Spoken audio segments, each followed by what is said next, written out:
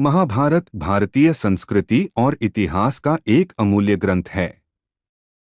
यह न केवल युद्ध और राजनीति की कथा है, बल्कि इसमें मानवीय भावनाओं, नारी सम्मान, धर्म और ईश्वर की लीलाओं का अद्भुत समन्वय है। इस महाकाव्य की एक अत्यंत मार्मिक और प्रसिद्ध घटना है द्रौपदी का चीरहरण। यह प्रसंग केवल एक नारी के अपमान की नहीं, बल्कि संपूर्ण स्त्री जाति के सम्मान, धर्म की परीक्षा और ईश्वर की कृपा का प्रतीक है।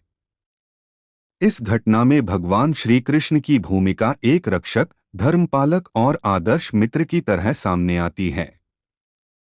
द्रौपदी के चीरहरण की पूरी घटना। एक, द्रौपदी का परिचय। द्रौपदी महाराज द्रुपद की कन्या थीं। उनका विवाह अर्जुन के साथ हुआ, परंतु माता कुंती की आज्ञा के कारण वह पांचों पांडवों की पत्नी बनी। द्रौपदी अत्यंत रूपवती, बुद्धिमती और धर्मनिष्ठा स्त्री थीं। उनका स्वाभिमान उच्च था और वे सदैव धर्म का पालन करती थीं। महाभारत की कथा में द्रौपदी की भूमिका केंद्रीय है और उनका चीरहरण वह घटना है जिसने कुरु वंश के विनाश की नींव रखी। 2. द्यूत क्रीड़ा, अधर्म की शुरुआत। कौरव और पांडवों के बीच प्रतिद्वंद्विता की जड़ें बहुत गहरी थीं। कौरवों की ईर्ष्या और शकुनी की कपट नीति ने द्यूत क्रीड़ा की भूमि तैयार की। द्यूत सभा में युधिष्ठिर को आमंत्रित किया गया और उन्होंने नियमों के विरुद्ध जुए में सब कुछ हारना शुरू किया, राज्य, भाई, स्वयं को, और अंत में जब दुर्योधन ने धर्मराज युधिष्ठिर को जुए में जीतने पर हारा हुआ सब कुछ वापस देने का लालच देकर द्रौपदी को दांव पर लगाने के लिए उकसाया।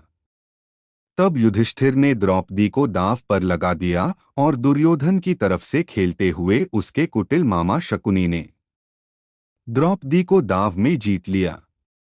यह वह क्षण था जब धर्म पर अधर्म की विजय का प्रयास हुआ। दुर्योधन की आज्ञा पाकर दुशासन द्रौपदी को सभा में उपस्थित सभी राजाओं और वरिष्ठ जनों के सामने दासियों की तरह बालों से घसीटते हुए लाया। यह एक सभ्यता के पतन का संकेत था। द्रौपदी का अपमान होता हुआ देखकर भी सभा में बैठे किसी भी वरिष्ठ जन ने इसका विरोध नहीं किया।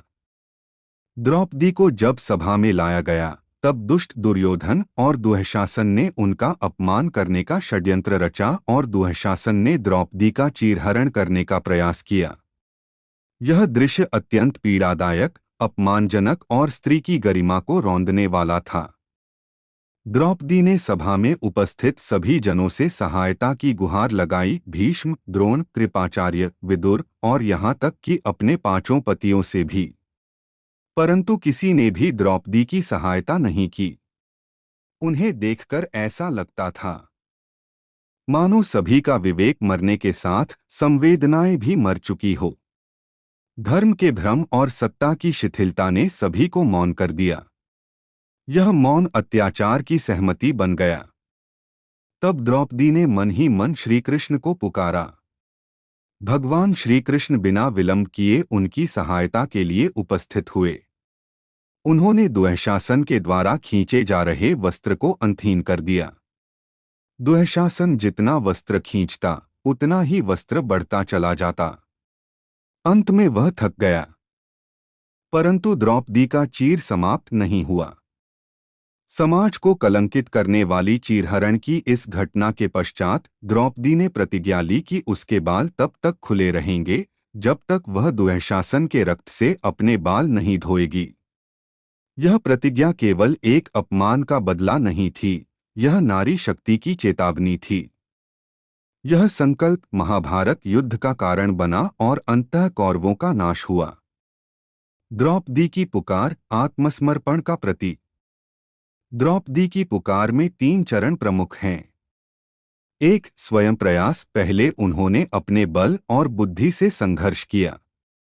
2. मानवों से सहायता, सभा में बैठे धर्मज्ञ पुरुषों से न्याय की गुहार लगाई। 3. ईश्वर का आह्वान, अंत में जब सबने मुंह मोड़ लिया, उन्होंने श्री कृष्ण को पुकारा।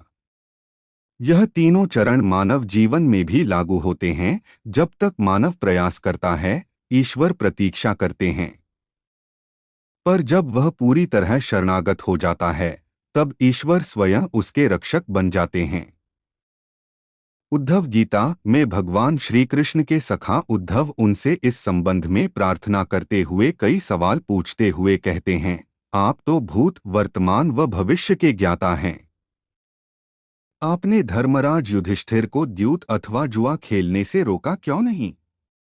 आप चाहते तो युधिष्ठिर जीत सकते थे।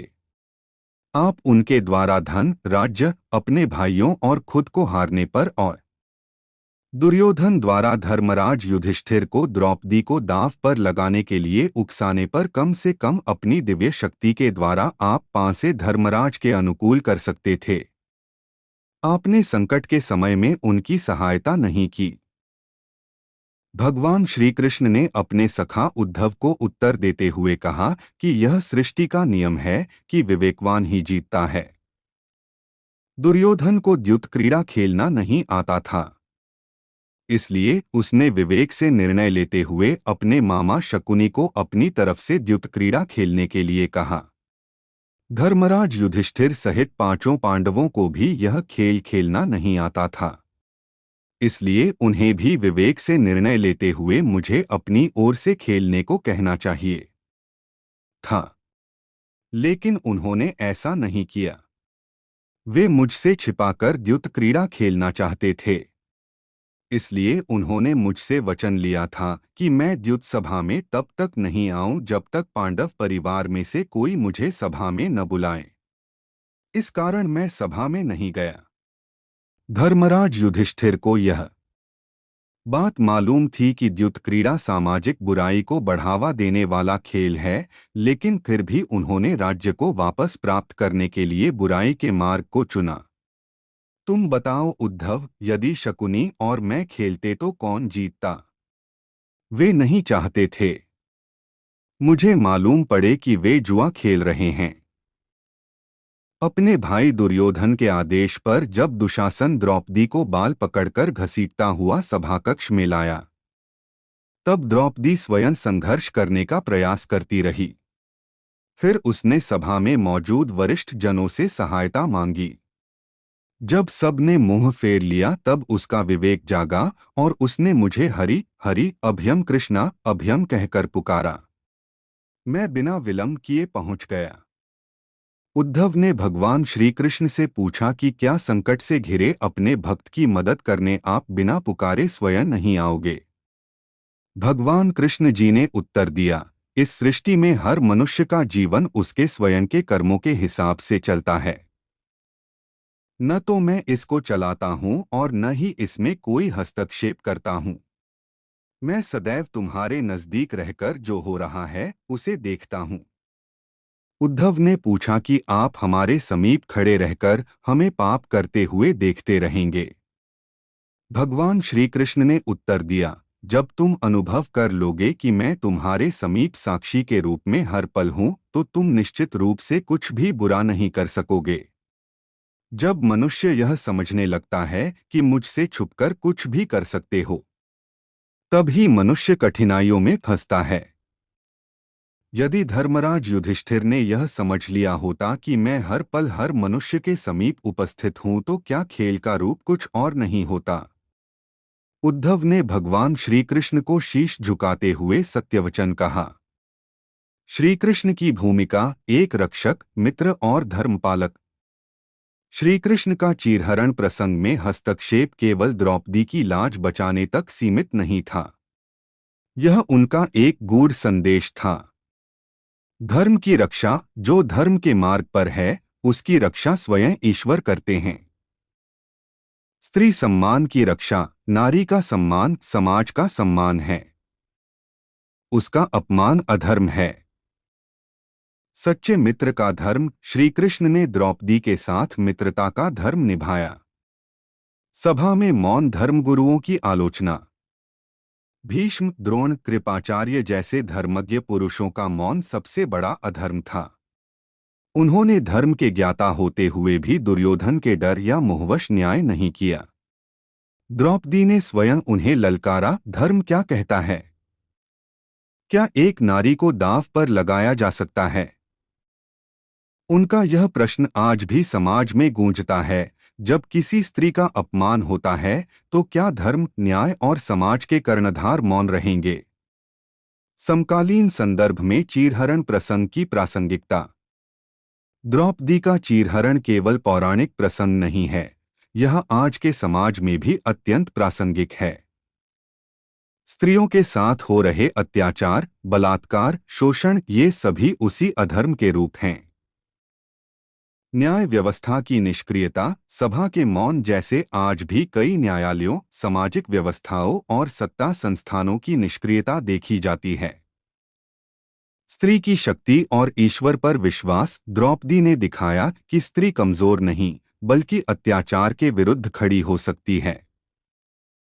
द्रौपदी का चीरहरण प्रसंग महाभारत का सबसे संवेदनशील, शिक्षाप्रद और चेतावनी स्वरूप प्रसंग है। यह हमें सिखाता है कि अधर्म चाहे जितना भी शक्तिशाली हो, अंत में उसका नाश निश्चित है। नारी का अपमान पूरे समाज का पतन ला सकता है। धर्म की रक्षा के लिए ईश्वर स्वयं अवतरित होते हैं। जब कोई संपूर्ण आत्मसमर्पण करता है, तब श्री कृष्ण जैसे रक्षक प्रकट होते हैं। द्रौपदी केवल एक पात्र नहीं, बल्कि शक्ति, सम्मान और धर्म की प्रतीक हैं। उनका चीरहरण केवल उनका नहीं था, वह पूरे समाज, धर्म और न्याय की परीक्षा थी। श्री कृष्ण ने यह दिखाया कि धर्म की रक्षा का वचन उन्होंने केवल दिया नहीं, निभाया भी। जय भगवान श्री कृष्ण। कृपया लाइक, सब्सक्राइब, शेयर और कमेंट करें। धन्यवाद।